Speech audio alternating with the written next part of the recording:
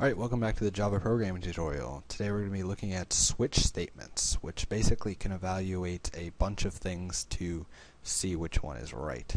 So, we're going to make a little bit of a menu to see what you want to do with a couple of numbers. So we'll get our scanner, then we'll type system.out.println, enter a number. Going back to the basics. I'll do int num1 equals sc.nextInt. We'll just copy this real quick. We'll ask it enter another number. We'll make it num2. And then we'll say system.out.println, enter the number of the action you want to do to these numbers.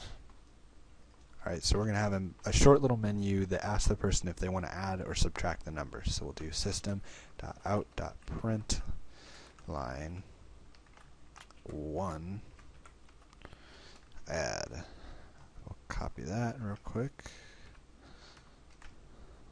Say 2 subtract.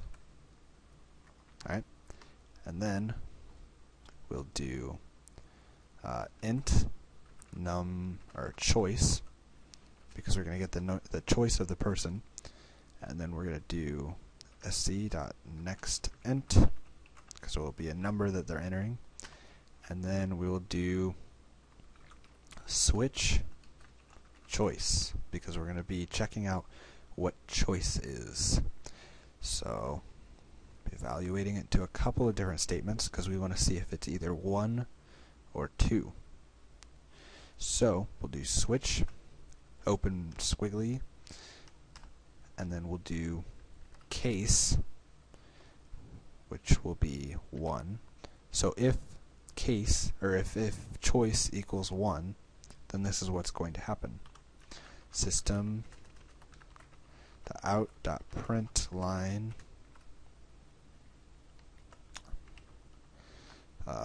adding,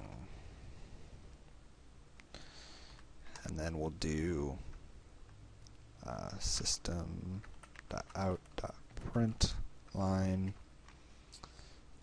num1 plus num2. Alright, so we'll get the answer. Those two numbers. Let's see what this.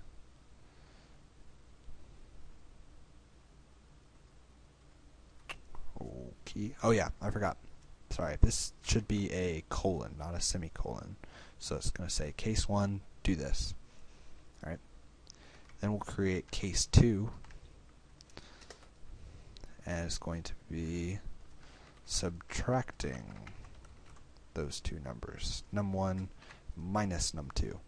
So if you can see what we're doing here, basically we're asking the person what's one number, then we're storing that to memory, asking them what's another number, then we're going to ask them what is the number of the action you want to do with these numbers, then we're going to ask them for their input, and it's going to be either 1 or 2. Then we're going to evaluate it. If the answer is 1, we're going to do these. If the answer is 2, we're going to do this. So I'll show you that real quick. Enter a number, we're going to do 20. Enter another number, we're going to do 10. We're going to enter the number of the action you want to do with these two numbers. We'll say we want to subtract them. So subtracting 20 minus 10 equals 10. Just to show you again, we'll do 30,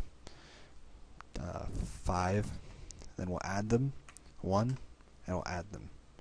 Oh, I forgot. Okay, so here's what happens. If you selected the second one, there's nothing after that, so it'll end the program at that point. Since there is something after case 1, you're going to need to tell it to stop at that point. So we're going to type break. So once it's done with this action, it's going to break. I'm not sure break is the right word to use. Break the program, but end the program at that point. That's what break means.